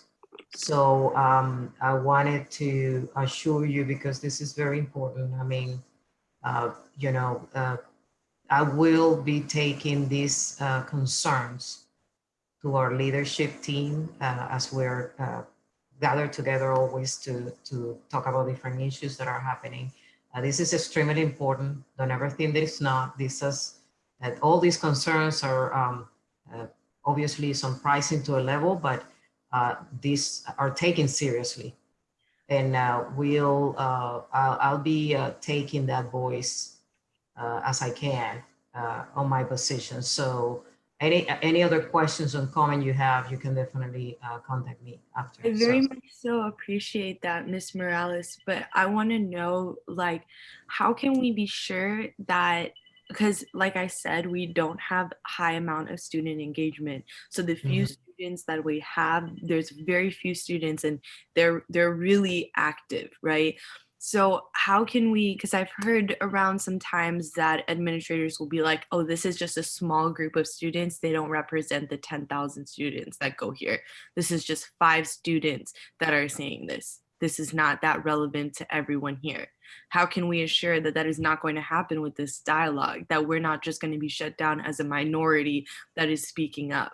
Because yes, someone said in the chat, Dr. Hart said that in the last meeting, he mentioned how this is, I'm not going to quote him. so okay, so Hiba, but your voice has to be strong. It has to come together. So you need to find that also within the student group, right? Of finding that strong voice of what you're all trying to say, and that you all together made some decisions in terms of what that voice is going to be. I mean, what is what you're trying to portray and say to the whole leadership team as a unified voice. So you need to find support for what the voices that you are hearing within your group, and come together to say it and be the leader for that, right? So I completely understand, you're seeing not having support, but the case is you're listening to conversations and concerns of all the students. Well, you need to get together and unify that voice to be strong. Together, you're stronger. Same happens, obviously, for the students. So thank you all for everyone who came. I hope that this conversation gave students an opportunity to voice their concerns and feel heard. This is the final town hall for this semester, but I do hope that this conversation continues to create a tangible change in our UHCL community and is productive with those action items that we have been discussing. Between these town halls and after this, we are going to continue to meet with our committed administration to find student-driven solutions to your concerns. And SGA will continue to provide a safe space where we can normalize these conversations and normalize the push and pull towards actual action and making change. Thank you to all the students who attended and supported and spoke up and participated. And thank you to the administrators that actually showed up and prioritized what the students need. Thank you to all those who shared their concerns and experiences, and we look forward to continuing this discussion. Don't forget to follow us on social media to stay up to date on what's happening, and please feel free to submit any lingering questions to any of SGA's social media at UHCL_SGA on Instagram, Twitter, Facebook, and YouTube, or email us at sga-cl@uhcl.edu. Thank you all so much for coming. Thanks, Hiba.